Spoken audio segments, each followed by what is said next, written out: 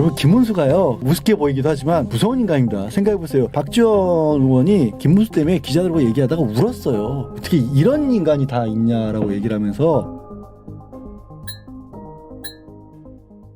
지난달 28일 대구를 찾으며 사실상 이미 광폭 대선 행보를 하고 있는 김문수의 기세가 심상치 않습니다. 여러 번 말씀드렸지만 극우들의 여론조사 전화대기가 만들어낸 장난 같던 김문수 대세론이 이제는 정말로 현실이 되는 모양새인데, 솔직히 민주시민들 입장에서야 김문수대가 우스워 보이는 것이 사실이나 그럼에도 결코 방심해서는 안 될 것 같습니다. 양지열 변호사가 폭로한 바에 따르면 김문수가 보이긴 저래 보여도 생각보다 만만치 않은 인물이며, 서두 영상에서 보셨듯이 정치구단 박지원 의원조차 치를 떨며 김문수 때문에 울었다는 것입니다.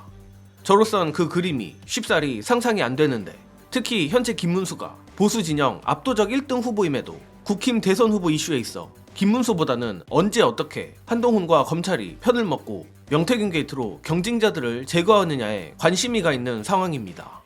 이에 양지열 변호사가 한동훈 검찰보다도 오히려 김문수 자체를 경계해야 한다는 의미심장한 경고를 한 것인데, 이거 자칫 방심하다간 이번 대선도 어려운 싸움이 될 것 같습니다.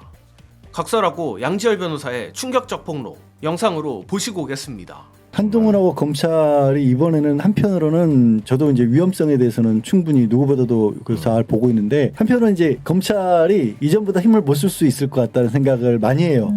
국민들이 너무 많이 민낯을 봐가지고, 그리고 움직이더라도 거기에 따르지 않을 가능성도 있고, 그리고 여러분 김문수가요 우습게 보이기도 하지만 무서운 인간입니다. 생각해보세요. 그 질곡들을 꿈꿔 지금도 이 상황에서 장관하고 있잖아요. 절대로 가볍게 보면 안 돼요. 나 진짜 벌써 30년 전 얘기지만 박지원 의원이 김문수 때문에 기자들과 얘기하다가 울었어요. 그러니까 정말 너무 어떻게 이런 인간이 다 있냐라고 얘기를 하면서, 생각보다 독종이기도 하고 생각보다 모사에 굉장히 강한 사람. 그 나이에 그렇게 턱걸이 할 수 있으면 독한 거 맞아요. 그리고 지금까지도 장관하고 있잖아. 생각해봐. 얼마나 사실 진보 진영에서 보기에는 되게 무서워 보이지만 아니요. 그래서 한동훈은 이래저래 저는 뜻대로 안 될 거예요. 양 변호사가 구체적으로 밝히진 않았지만 거진 30년 전쯤이라 했으니 아마 김문수의 전성기 시절 일화인 것으로 보입니다. 물론 그때의 김문수와 지금의 김문수는 이래저래 많이 다르긴 하겠지만, 그런 것을 감안해도 최근 김문수의 행보는 국힘의 다른 잠룡들과 비교 불가 수준으로 안정적이란 것은 인정할 수밖에 없는데, 오세훈, 홍준표, 이준석은 명태균 게이트에 빠져 허우적거리고 있고, 원조 윤석열 아바타 한동훈은 오락가락하며 중도와 극우 모두에게 소구력이 없는 후보가 돼가고 있는 반면, 김문수는 극우라는 확실한 집토끼를 잡아놓고 조용히 조직을 불리는 정석적 행보를 보이고 있습니다.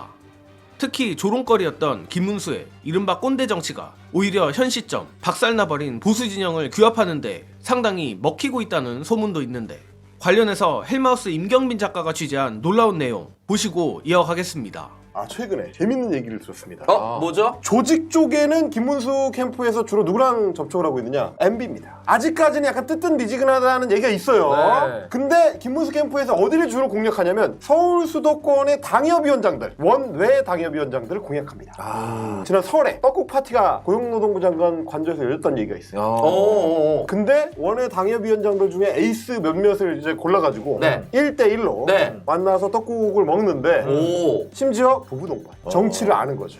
그래서 설 당일인가 뭐 이럴 때는 떡국을 8번을 먹었다는 거예요. 그러니까 이거는 말하자면 옛날 정치이기 때문에 가능한 퍼포먼스. 옛날에 우직하게 한 20년씩 정치했던 사람들의 예전 폼이 지금 돌아오는 거예요. 어떻게 사람들하고 스킨십을 해야 되는지를 이제 금방 알고 조언을 잘 따르고. 다만 김문수가 보기보다 만만치 않은 인물이라 하더라도 역시 김문수의 가장 큰 문제는 중도 확장성입니다.